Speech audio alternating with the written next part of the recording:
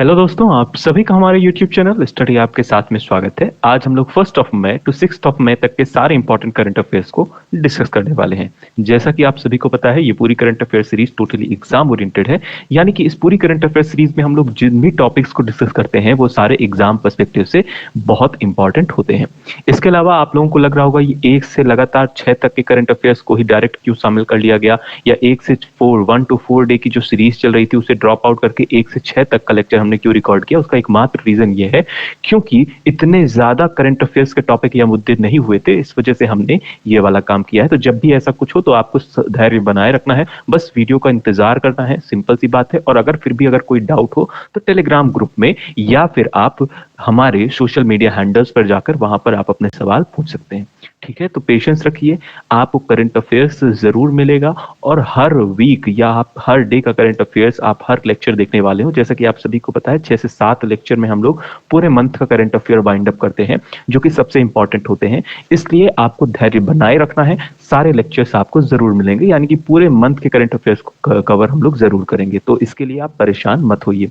चलिए बात करते हैं। जैसा कि मैं आप सभी को बताता हूं, ये पूरी करंट अफेयर सीरीज आपको various competitive exams like state PSC, MPSI, MP forest guard, SSC railway, SSC CGL का जैसे पेपर होने वाला है, पुलिस एग्जाम या अगर कोई भी कॉम्पिटिटिव एग्जाम हो जिनमें करंट अफेयर्स एक महत्वपूर्ण सब्जेक्ट हो, या ऐसे एग्जाम जिनमें करंट अफेयर्स आता हो, ऐसे सभी एग्जाम्स में ये करंट अफेयर सीरीज आपके लिए बहुत ही ज्यादा हेल्पफुल होने वाली है। कई लोगों को थोड़ा सा ये डाउट भी जरूर हुआ कि यहाँ पर एमपी की बेस्ट करंट अफेयर सीरीज आपने लिखी है, लेकिन एमपी के टॉपिक्स नहीं होते हैं किसी किसी लेक्चर में। तो बिल्कुल जेन्युइन सी बात है, क्योंकि एमपी के करंट अफेयर्स नहीं होते हैं एग्जाम पर्सपेक्टिव के से इंपॉर्टेंट, मतलब जो न्यूज आती है वो एग्जाम पर्सपेक्टिव की न्यूज नहीं होती कि हम उन्हें शामिल कर लें, है ना, करंट अफेयर्स में शामिल कर लें। इस वजह से वो नहीं होते हैं, किसी किसी लेक्चर में एमपी की न्यूज नहीं होती है, इस वजह से हम उन्हें डिस्कस नहीं करते हैं। अदरवाइज रेस्ट ऑफ चीजें सारी यहाँ पर आपको मिल जाएंगी। तो एक्सेप्शन तो हो ही सकता है, बिल्कुल, है ना, क्योंकि एमपी में इतने सारे इवेंट एक साथ एक दिन में नहीं हो पाते, है ना, हर वीक या हर 4 दिन में नहीं होते। उसका एकमात्र रीजन यही है। इस वजह से एमपी के करंट अफेयर्स आपको यहाँ पर नहीं मिलते। किसी किसी लेक्चर में 1 या 2 लेक्चर में मिसिंग होते हैं जनरली, या फिर किसी ना किसी लेक्चर में जरूर होते हैं, 1 या 2 टॉपिक जरूर होते हैं। तो बिल्कुल हमें, क्योंकि इंपॉर्टेंट हम लोग डिस्कस कर रहे हैं ना, हम लोग सारी न्यूज तो डिस्कस करने यहाँ पे बैठे नहीं है, न्यूज एंकरिंग का काम हम कर नहीं रहे हैं, इस वजह से ये सारी चीजें होती हैं। तो इसके लिए आपको परेशान नहीं होना है, बस धैर्य बनाए रखना है, सारी चीजें इंपॉर्टेंट आपको यहाँ मिल जाएंगी। बाकी रेस्ट ऑफ करंट अफेयर्स तो आपको मिलते ही है, नेशनल हो या इंटरनेशनल हो, तो उसके लिए परेशान नहीं हुआ करिए। चलिए बात करते हैं। इसके अलावा अगर आपको किस पीडीएफ चाहिए हो इस पूरी वीडियो की, तो स्टडी आपके साथ नाम का टेलीग्राम ग्रुप को ज्वाइन करके वहां से आप पीडीएफ को आसानी से डाउनलोड कर सकते हैं, जिसकी लिंक आपको इस वीडियो के डिस्क्रिप्शन में भी मिल जाएगी। चलिए बात करते हैं अपने क्विक रिवीजन की। क्विक रिवीजन में जाने से पहले ऐसे सभी एस्पिरेंट जो पहली बार इस वीडियो को देख रहे हैं उनको मैं बता दूं, आप चाहें तो इस पूरी वीडियो को फेसबुक, इंस्टाग्राम या व्हाट्सएप किसी भी सोशल मीडिया प्लेटफॉर्म्स पे आप इस वीडियो को शेयर कर सकते हैं। इसके अलावा अगर आपको ये पूरा लेक्चर पसंद आता है या इफर्ट हमारा पसंद आता है तो आप हमारे चैनल को सब्सक्राइब भी कर सकते हैं। क्योंकि मैं हर बार बोलता हूं, ये जो पूरी करंट अफेयर सीरीज है, अगर आप बाकी अदर जगह से कंपैरिजन करेंगे तो उनके कंपैरिजन हमारा जो कंटेंट है वो कम होता है। सिंपल सी बात है, क्यों? क्योंकि उसका एकमात्र रीजन है कि एग्जाम पर्सपेक्टिव से जो बहुत ज्यादा इंपॉर्टेंट है, सिर्फ उन्हीं करंट अफेयर्स को हम यहाँ पर डिस्कस करते हैं। हम आपके ऊपर कोई एक्स्ट्रा बर्डन नहीं दे रहे हैं जिसकी वजह से आप करंट अफेयर्स से डरे या परेशान हो। इस वजह से थोड़ा कम कंटेंट होता है, क्रिस्पी कंटेंट होता है और अच्छा कंटेंट होता है, जो कि एग्जाम पर्सपेक्टिव से इंपॉर्टेंट हो। सिर्फ उन्हीं चीजों को हम लोग यहाँ पर डिस्कस करते हैं। इसके अलावा अगर आपको फिर भी कम लगता है कंटेंट, तो चाहे तो आप अन्य यूट्यूब चैनल को फॉलो कर सकते हैं या अन्य कोचिंग संस्थान को फॉलो कर सकते हैं। इसके अलावा फिर भी आपको कम पड़ जाएगा तो आप क्या करेंगे, पूरे मंथ का या ईयरली वाली मैगजीन आप ले लीजिए करंट अफेयर्स की, वहां से आपको बहुत सारा कंटेंट करंट अफेयर का मिल जाएगा।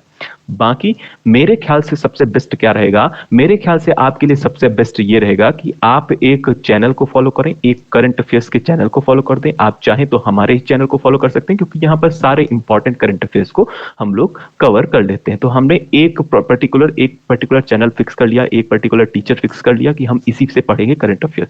इसके अलावा आप एक मैगजीन जरूर प्रेफर कीजिए।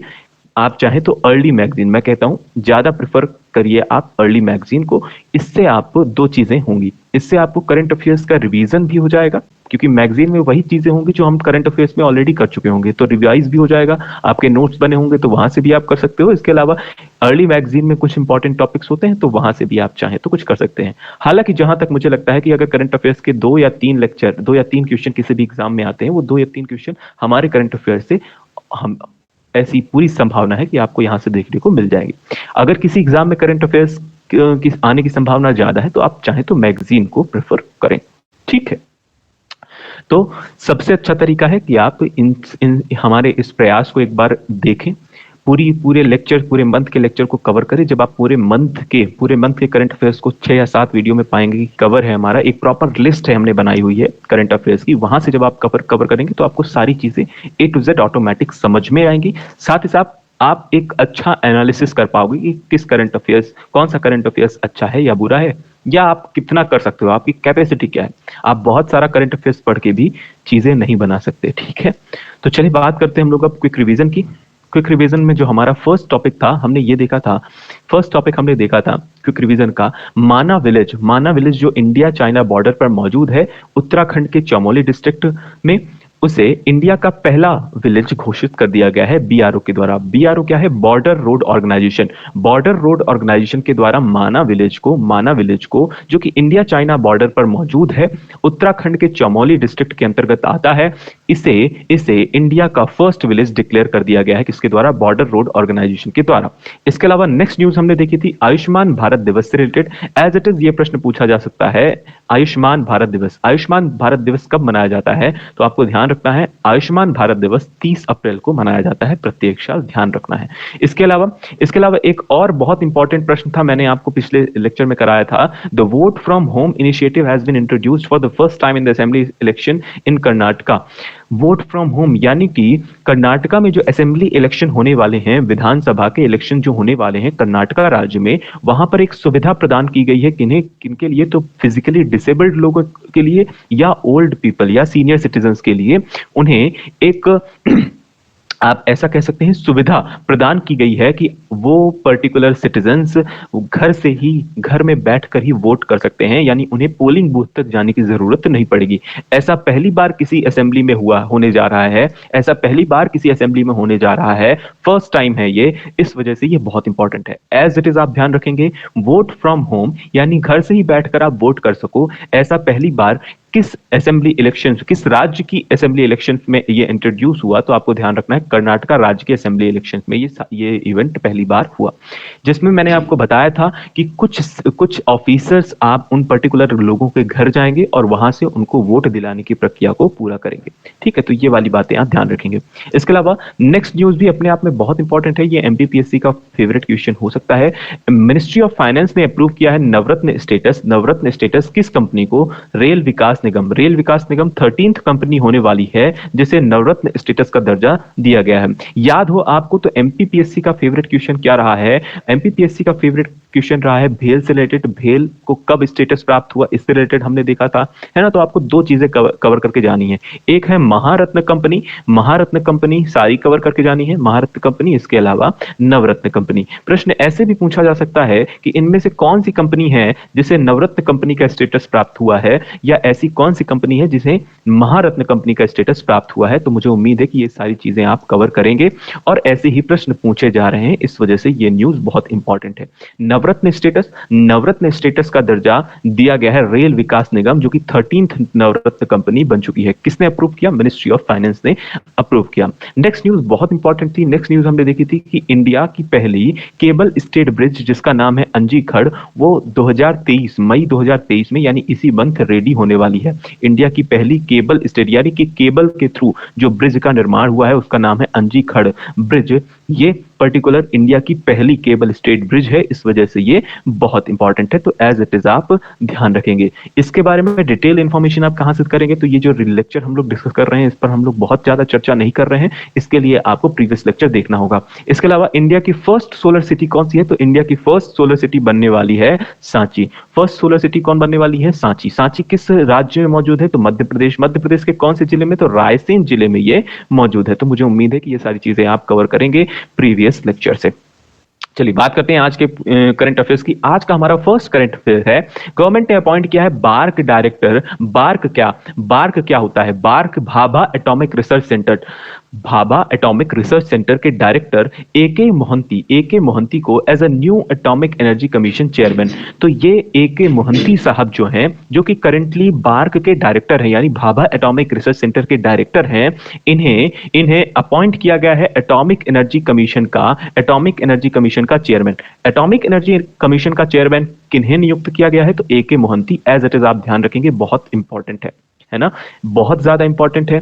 आपसे प्रश्न यह भी पूछा जा सकता है, भाभा एटॉमिक रिसर्च सेंटर के डायरेक्टर कौन है? तो ए के मोहंती। दूसरा प्रश्न यह भी पूछा जा सकता है कि एटॉमिक एनर्जी कमीशन के चेयरमैन कौन बन गए हैं? तो ए के मोहंती साहब। तो मोहंती साहब कौन बन गए हैं? एटॉमिक क्या बन गए हैं? तो एटॉमिक एनर्जी कमीशन के चेयरमैन बन गए हैं। साथ ही साथ ये सेक्रेटरी ये सेक्रेटरी भी रहे हैं डिपार्टमेंट ऑफ एटॉमिक एनर्जी के सेक्रेटरी भी रहे हैं। ठीक है, इसके अलावा भाभा एटॉमिक्स ये भाभा एटॉमिक रिसर्च सेंटर किनके नाम पर रखा गया? तो डॉक्टर होमी जहांगीर भाभा जी के नाम पर इसका फाउंडेशन किया गया था as a atomic energy establishment Trombay 1954 को। तो ये वाली बात भी आप ध्यान रखेंगे कि इसका फाउंडेशन कब किया गया? 1954 को इसका फाउंडेशन किया गया। तो एज इट इज ये वाली बात भी इंपॉर्टेंट है। तो मुझे उम्मीद है कि फर्स्ट हेडिंग, क्योंकि बहुत इंपॉर्टेंट होती है, जब हम लोग फर्स्ट हेडिंग को देखते हैं ना, सारी चीजें वहीं से, जब आप फैक्ट की बात करते हो करंट अफेयर्स में, तो फैक्ट जो होता है वो हमारे करंट अफेयर्स की सीरीज में फर्स्ट लाइन जो होती है, जो फर्स्ट हेडिंग होती है, उसी से आपको बहुत सारी चीजें कवर हो जाती हैं। इसके अलावा फिर भी अगर कोई चीज बचती है तो हम लोग यहां सब सेक्शंस में देख लेते हैं। ठीक है, मुझे उम्मीद है कि ये बात आपको ध्यान रहेगी कि bark director A K Mohanty को नया चेयरमैन नियुक्त किया गया है एटॉमिक एनर्जी कमीशन का। इसके अलावा ये सेक्रेटरी भी हैं डिपार्टमेंट ऑफ एटॉमिक एनर्जी के। ठीक है, तो मुझे उम्मीद है कि ये वाली बात आपको समझ में आई होगी। चलिए बात करते हैं शॉर्ट न्यूज की। शॉर्ट न्यूज अपने आप में बहुत इंपॉर्टेंट है। मैं आपको बता दूं, यहां पर 3 न्यूज हमने टोटल कवर की है और ये तीनों न्यूज बहुत इंपॉर्टेंट है एज इट इज। पहली न्यूज क्या है? फर्स्ट न्यूज है, इंडिया 23rd एडिशन होस्ट करने वाला है संघाई कॉर्पोरेशन समिट को होस्ट करने वाला है इंडिया। कहां? नई दिल्ली में ऑर्गेनाइज की जाएगी ये समिट, एससीओ समिट। कहां ऑर्गेनाइज की जाएगी? तो एससीओ समिट ऑर्गेनाइज की जाएगी नई दिल्ली में। एज इट इज वेन्यू पूछा जाता है, कहां पूछा जाएगा, किन किन एग्जाम के लिए? ये बहुत इंपॉर्टेंट है। तो एसएससी के एग्जाम या बैंकिंग के एग्जाम या फिर आप पीएससी के एग्जाम के लिए ये बहुत इंपॉर्टेंट प्रश्न बन सकता है। तो इस वजह से ये इस प्रश्न को लिया गया है। तो एज इट इज ध्यान रखना है। ये एडिशन भी ध्यान रखना है आपको, एडिशन भी बहुत इंपॉर्टेंट है। 23rd एडिशन संघाई कॉर्पोरेशन ऑर्गेनाइजेशन का कहां होने वाला है? हमारे भारत की नई दिल्ली में होने वाला है। तो एज इट इज आप ध्यान रखेंगे। इसके अलावा 2 और न्यूज है, जो जिनमें से एक है, प्राइम मिनिस्टर नरेंद्र मोदी ने रिसेंटली इनॉग्रेट किया है Namo medical education and research institute. कहां? Silvassa, Dadra and Nagar Haveli and Daman and Diu. As it is बहुत इंपॉर्टेंट है। आपसे प्रश्न ये पूछा जा सकता है कि नमो medical education education and research institute कहां स्थापित है या कहां सिचुएट करता है? तो आपको ध्यान रखना है, Dadar and Nagar Haveli, Daman and Diu में इसकी स्थापना की गई है। इस पर्टिकुलरली कहां? तो सिलवासा में इसकी स्थापना या इसका इनॉग्रेशन किया गया है। इसके फाउंडेशन स्टोन कब रखी गई थी? 2019 में, और अब ये बनकर पूरी तरह से तैयार हो गया है और इसका इनॉग्रेशन रिसेंटली किया गया है। नेक्स्ट न्यूज है जो कि अपने आप में बहुत इंपॉर्टेंट है। नेक्स्ट न्यूज है टीटी यानी टेबल टेनिस स्टार प्लेयर, जो कि 3 टाइम ओलंपिक मेडलिस्ट हैं, जिनका नाम है कसूमी इशिकावा। इन्होंने रिटायरमेंट अनाउंस कर दी है। तो रिटायरमेंट से रिलेटेड भी बहुत इंपॉर्टेंट है। आपसे प्रश्न क्या पूछा जाएगा? प्रश्न 2 तरीके से इसमें बन सकते हैं। पहला कि कसूमी इशिकावा किस खेल से बिलोंग करती हैं? आपके ऑप्शन होंगे टेबल टेनिस, बैडमिंटन, है ना, इस तरह से 4 ऑप्शन होंगे। आपको जवाब देना है कि इनमें से कौन सा सही होगा। तो ध्यान रखना है, ये टेबल टेनिस स्टार हैं। क्या नाम है? कसूमी इशिकावा। इसके अलावा 3 बार की ये ओलंपिक मेडलिस्ट भी रही हैं। रिसेंटली इन्होंने रिटायरमेंट अनाउंस की है, यानी कि संन्यास ले लिया है। चलिए बात करते हैं नेक्स्ट न्यूज अपने आप में बहुत चर्चा में रही है। बहुत चर्चा में इसलिए रही है क्योंकि ये जो पर्टिकुलर इंडेक्स है, इस इंडेक्स में इंडिया की रैंक क्या हुई है? फॉल हुई है, यानी कि रैंक यानी स्थिति में सुधार नहीं हुआ है, बल्कि गिरावट आई है। इस वजह से ये बहुत चर्चा में रही है न्यूज। क्या है? World press freedom index. Press मतलब वही प्रेस मीडिया जिसको आप रिलेट कर पाते हो, आसान भाषा में समझाएं तो जो हमारे यहाँ पर प्रेस, चाहे आप न्यूज़पेपर के माध्यम से आप ले लें, चाहे जो न्यूज़ आपको मिलती है या फिर आप मीडिया के माध्यम से ले लें, तो इसमें फ्रीडम की बात जहां आती है, जब फ्रीडम की बात आती है, तब इंडिया की रैंक क्या हुई है, कंटिन्यूअसली फॉल हो गई है या खराब हुई है। यानी कि हमारे भारत में इनके अनुसार या इस रिपोर्ट के अनुसार प्रॉपर फ्रीडम नहीं दी गई है किसे, प्रेस को। ठीक है, तो प्रेस को प्रॉपर फ्रीडम नहीं मिली है, इस वजह से जैसा कि आपको इसी नाम से स्पष्ट हो रहा है, प्रॉपर फ्रीडम ना मिलने के कारण इंडिया की रैंक फॉल हुई है। 2022 में इसकी रैंक क्या थी? 2022 में इसी इंडेक्स के द्वारा एक रैंक जारी की गई थी जिसमें इंडिया की रैंक थी 150th। यानी ओवरऑल हम कह रहे थे कि कुछ अच्छा है, बहुत बेकार नहीं है। ठीक है, इसके अलावा 2023 में जब ये जारी किया गया इंडेक्स, इसमें इंडिया की रैंक 161 पोजीशन पर आ गई। तो हम कह सकते हैं कि बहुत फॉल हुआ है। इस वजह से ये न्यूज बहुत ही चर्चा में रही। यानी कि हमारे यहाँ की जो मीडिया है, या आप कहें न्यूज एंकर्स हैं या जो न्यूज रिपोर्टर्स हैं, है ना, उन्हें प्रॉपर फ्रीडम या प्रॉपर स्वतंत्रता नहीं दी गई है। ठीक है, ऐसा इस रिपोर्ट के थ्रू बताया गया है। ये रिपोर्ट जारी कौन करता है, ये बात भी अपने आप में बहुत इंपॉर्टेंट है। ये पर्टिकुलर रिपोर्ट जारी करता है ग्लोबल मीडिया वॉचडॉग रिपोर्टर्स के द्वारा ये जारी किया जाता है। तो ध्यान रखना है किसके द्वारा जारी किया जाता है, तो ग्लोबल मीडिया वॉचडॉग रिपोर्टर के द्वारा ये रिपोर्ट जारी की गई, वर्ल्ड प्रेस फ्रीडम इंडेक्स, जिसमें इंडिया की रैंक क्या रही है, तो इंडिया की रैंक आप एज इट इज ध्यान रखेंगे 161st रैंक इसकी रही है। इसके अलावा 2022 में इसकी रैंक क्या रही है, 2022 में 150। तो मुझे उम्मीद है कि आप ध्यान रखेंगे कि पहले 2022 में 150 थी, अभी है 161, तो 161 आप ध्यान रखेंगे एज इट इज। बात बहुत इंपॉर्टेंट है, जिसमें हमने कहा है India's ranking in 2023 world press freedom index has slipped to 161 out of 180 countries. 180 countries में इंडिया की रैंक क्या रही है, ओवरऑल 161st। इसके अलावा हमने बता दिया 2022 में इंडिया की रैंक 150 थी। इसके अलावा नॉर्वे की रैंक फर्स्ट आई है, नॉर्वे की rank first for the 7th consecutive year, यानी 7 सालों से लगातार नॉर्वे की रैंक क्या आ रही है, फर्स्ट आ रही है। Followed by Ireland, Denmark, Sweden and Finland, यानी सेकंड नंबर पे है आयरलैंड, थर्ड है डेनमार्क, नेक्स्ट है स्वीडन और फिर है फिनलैंड। तो फर्स्ट रैंक किसकी है, तो फर्स्ट रैंक आपको ध्यान रखनी है नॉर्वे की, सेकंड आप ध्यान रख सकते हैं आयरलैंड की। मैं आपको फिर भी प्रेफर करूंगा कि आप फर्स्ट ही याद रखें, इसके अलावा इंडिया की रैंक ध्यान रखिएगा। ठीक है, बाकी क्योंकि बहुत सारे फैक्ट हो जाएंगे तो आप नहीं याद रख पाएंगे। इसके अलावा लास्ट 3 कंट्रीज कौन सी हैं, तो लास्ट 3 कंट्रीज हैं 180th पोजीशन पर नॉर्थ कोरिया में, क्योंकि कोरिया में आप सभी को पता होगा, कोरिया में प्रेस को स्वतंत्रता प्राप्त नहीं है या इतनी लिबर्टी प्राप्त नहीं है कि अब वो आसानी से कुछ भी चीज, कोई भी चीजों, किसी भी मुद्दे के खिलाफ आसानी से बोल सके। यानी उसके पहले गवर्नमेंट की परमिशन चाहिए होती है उनको बोलने के लिए। इस वजह से बहुत चर्चा में रहते हैं कोरियन कंट्रीज, बहुत ही ज्यादा चर्चा में, specially north and south Korea बहुत ही ज्यादा चर्चा में रहते हैं। चाइना में भी यही हाल है और वियतनाम में भी।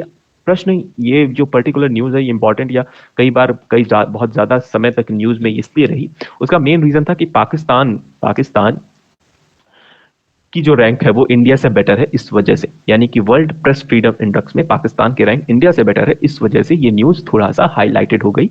रेस्ट ऑफ चीजें नॉर्मल है। ठीक है, चलिए बात करते हैं यह पर्टिकुलर किस बेसिस पर तैयार की जाती है। तो 5 इंडिकेटर्स हैं, political, economic, legal framework, socio cultural और सेफ्टी पर्सपेक्टिव से।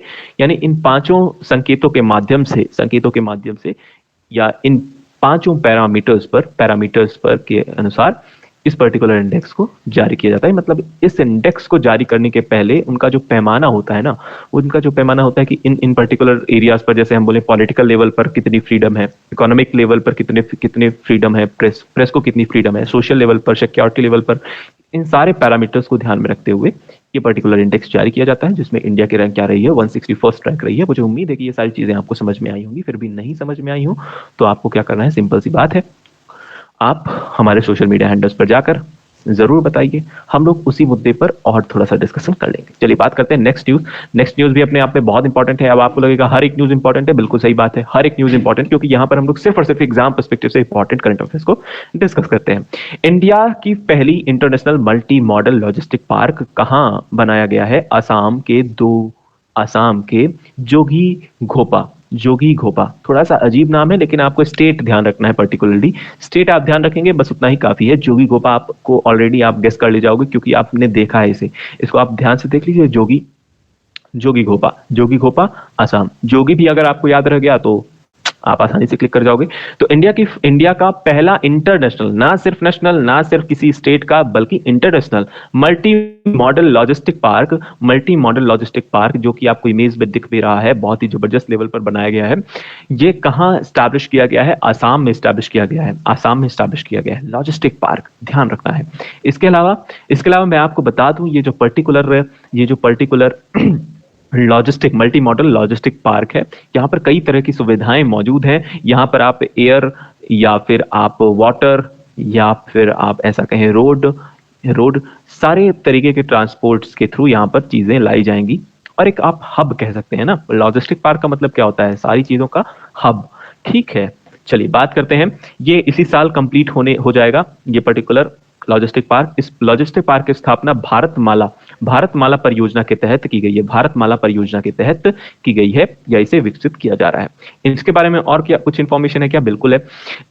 यह इस तरह का पहला मल्टीनेशनल लॉजिस्टिक पार्क है जिसे national highway and infrastructure development corporation limited 2014 द्वारा असम के जोगीघोपा में बनाया जा रहा है। इसके अलावा पार्क को सड़क, रेल, वायु और जल मार्ग से जोड़ा जाएगा। इसे ब्रह्मपुत्र के साथ एक 317 एकड़ भूमि में विकसित किया जा रहा है। तो एज इट इज बहुत इतनी इंपॉर्टेंट नहीं है, लेकिन आप पढ़ लीजिए, क्योंकि ये अपने आप में बहुत ही जबरदस्त लेवल पर है। तो यानी कि यहाँ पर कई तरह की फैसिलिटीज उपलब्ध होंगी, जैसे यहाँ पर वेयर हाउसेस होंगे, रेलवे साइडिंग होगी, कोल्ड स्टोरेज होगा, है ना, कस्टम क्लियरेंस हाउस होगा, है ना, वर्कशॉप्स होंगी, पेट्रोल पंप होंगे, तो पार्किंग की, बोर्डिंग की, है ना, वाटर ट्रीटमेंट प्लांट होगा। तो बहुत सारी चीजें होंगी यहाँ पे, बहुत सारी फैसिलिटीज होंगी। तो ये स्वाभाविक सी बात है, क्योंकि इंटरनेशनल लेवल पर किसी आप लॉजिस्टिक पार्क का अगर आप एस्टैब्लिशमेंट कर रहे हो, तो वहां पर सारी सुविधाएं तो देनी ही होगी, तभी तो आप उसे इंटरनेशनल कह पाओगे। तो सिंपल सी बात है। तो आपको ये सारी बातों पर ध्यान नहीं देना है, सिर्फ इंपॉर्टेंट क्या है आपके एग्जाम पर्सपेक्टिव से इतना ही इंपॉर्टेंट है कि ये जो इंटरनेशनल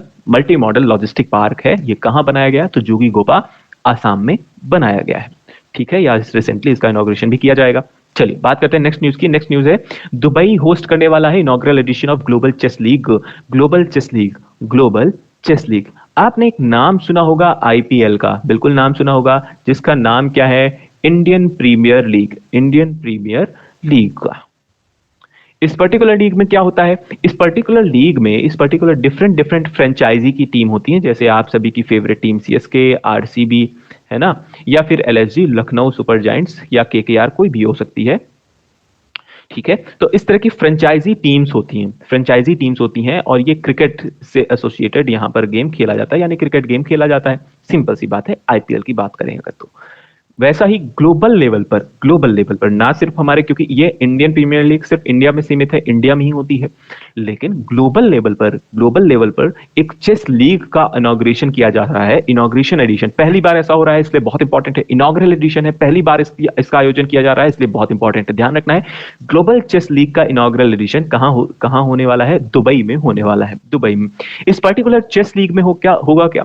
इस पर्टिकुलर चेस लीग में भी डिफरेंट डिफरेंट फ्रेंचाइज की अलग अलग टीमें होंगी, जिसमें टोटल 6 प्लेयर्स होंगे, और वो पार्टिसिपेट करेंगे एक दूसरे से। ठीक है, तो एक टीम दूसरे टीम से पार्टिसिपेट करेगी, बिल्कुल ऐसा ही वैसा ही नहीं, मतलब कि दो अलग अलग टीमें पार्टिसिपेट करेंगी, कई सारी टीमें होंगी जो आपस में एक दूसरे से भिड़ेंगे, जैसा कि आईपीएल में होता है, ऐसा ही कुछ यहाँ पर भी होने वाला है।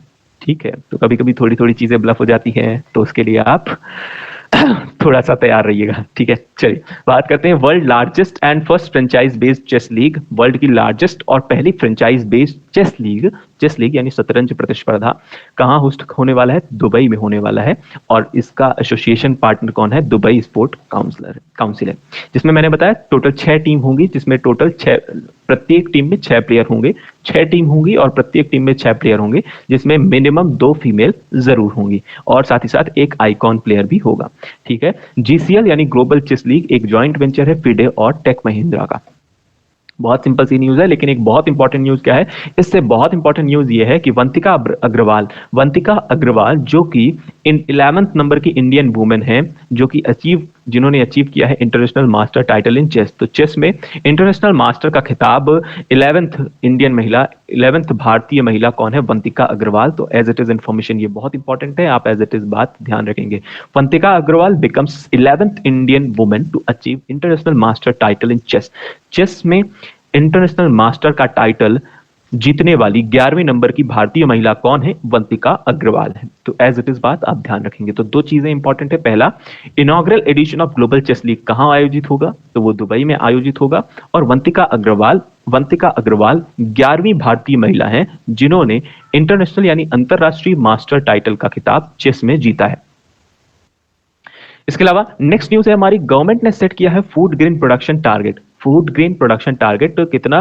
332 मिलियन टन। 332 मिलियन टन कितना होगा? 3,320 लाख टन होगा। तो दोनों बातें आप ध्यान रखेंगे 3,320 लाख टन, है ना। दोनों बातें ध्यान रखें, मिलियन टन और इतना 3,320 लाख टन या 332 मिलियन टन।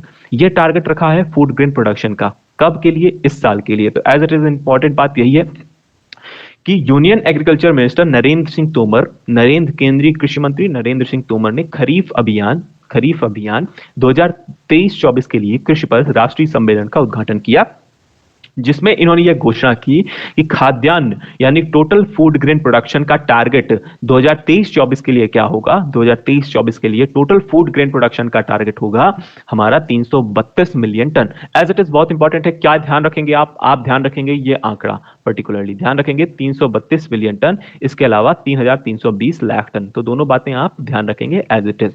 इन्होंने टारगेट एक फिक्स कर दिया है दाल के लिए, जितनी भी दाल होती हैं उनके लिए फिक्स्ड किया है 292.5 लाख, और ऑयल सीड के लिए यानी कि तिलहन फसलों के लिए 440 लाख टन का टारगेट रखा है। लेकिन आप इतना ध्यान न रखिए, अगर आप ये ध्यान ना रख पाए तो आप सिर्फ इतना ध्यान रखिए 332 मिलियन टन का टारगेट रखा है टोटल फूड ग्रेन प्रोडक्शन। कब के लिए? 2023-24 के लिए। साथ ही साथ दूसरी बात आप क्या ध्यान रखेंगे कि यूनियन एग्रीकल्चर मिनिस्टर कौन है? तो यूनियन एग्रीकल्चर मिनिस्टर है नरेंद्र सिंह तोमर। तो नरेंद्र सिंह तोमर कौन है? Union agriculture minister. तो एज इट इज ये वाली बात भी ध्यान रखेंगे। क्यों इंपॉर्टेंट है?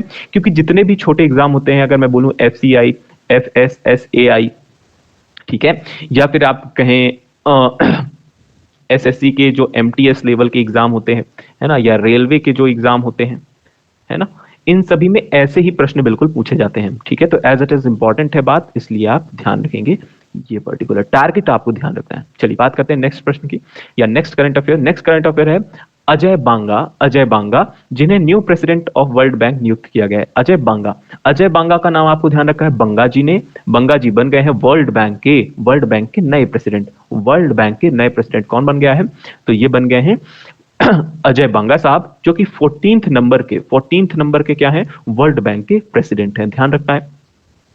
इन्हें नियुक्त किस पे किया है? तो अमेरिका यूएस के प्रेसिडेंट जो बाइडेन ने इनका नाम नियुक्त किया है। ठीक है, ये first Indian American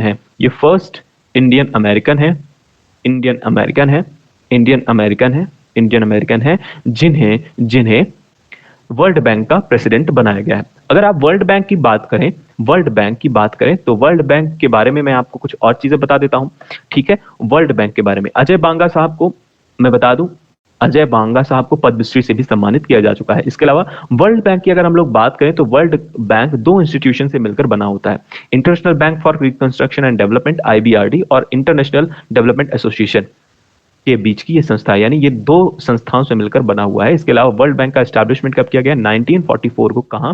eight Bretton Wood conference along with international monetary fund के द्वारा इसे नियुक्त किया गया।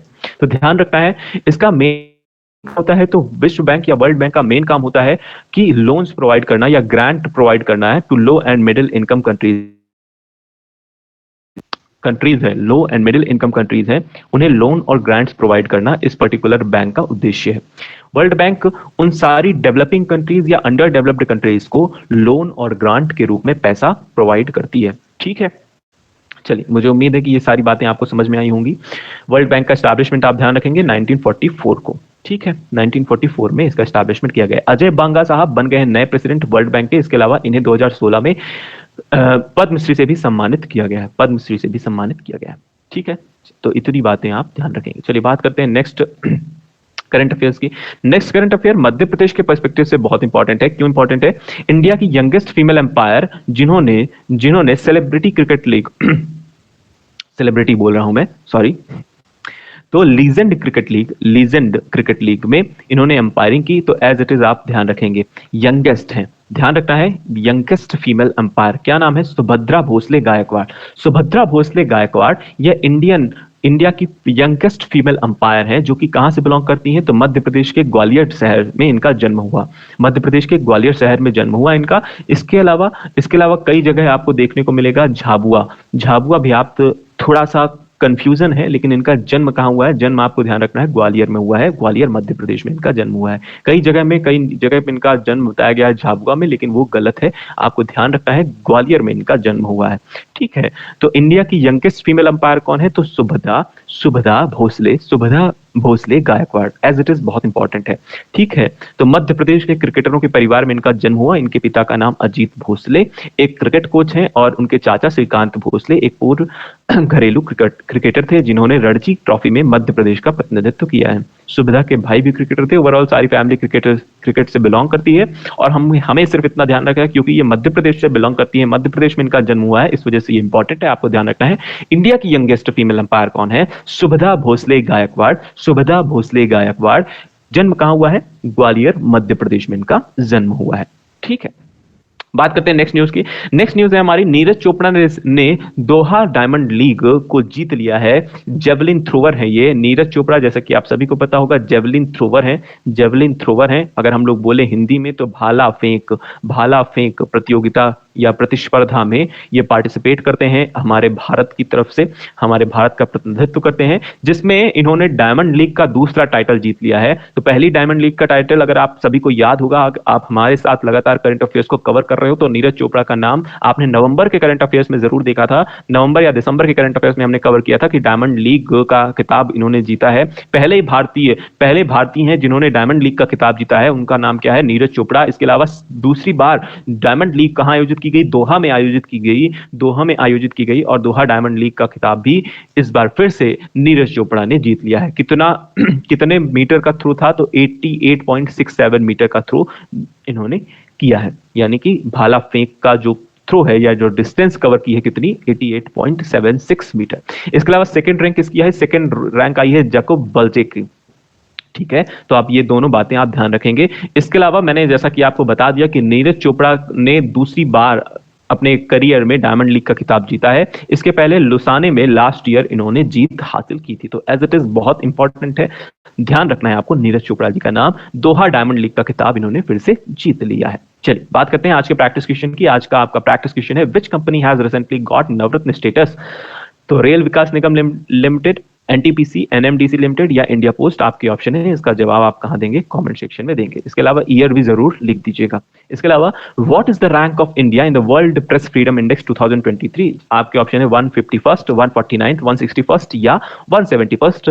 ऐसा ही प्रश्न आपको देखने को मिलेगा, इसका जवाब भी आप कमेंट सेक्शन में दें। इसके अलावा अगर आपको ये पूरा एफर्ट हमारा पसंद आ रहा हो तो यूट्यूब के कमेंट सेक्शन में कुछ अच्छा जरूर लिखें, जिससे हमें लगातार मोटिवेशन मिलता है ना, हमारे लेक्चर के प्रति। इसके अलावा हम आपके प्रति भी डेडिकेटेड बने रहते हैं। इसके अलावा अगर आपको किसी भी तरह का सुझाव देना है तो इन सोशल मीडिया हैंडल्स, स्पेशली मैं बोलूंगा इंस्टाग्राम, टेलीग्राम पर आप अपने सुझाव दे सकते हैं, या आप चाहे फेसबुक पर भी हमसे जुड़ सकते हैं। इसके अलावा आप लगातार रिवाइज करते रहिए। आप लगातार अपने दोस्तों में इस वीडियो को या इस लेक्चर को पहुंचाइए जिनको इसकी जरूरत है। हम लोग फिर से मिलेंगे अपने नेक्स्ट लेक्चर में। तब तक के लिए आप सभी अपना ख्याल रखिए और मुस्कुराते रहिए। Thank you, tata, bye bye.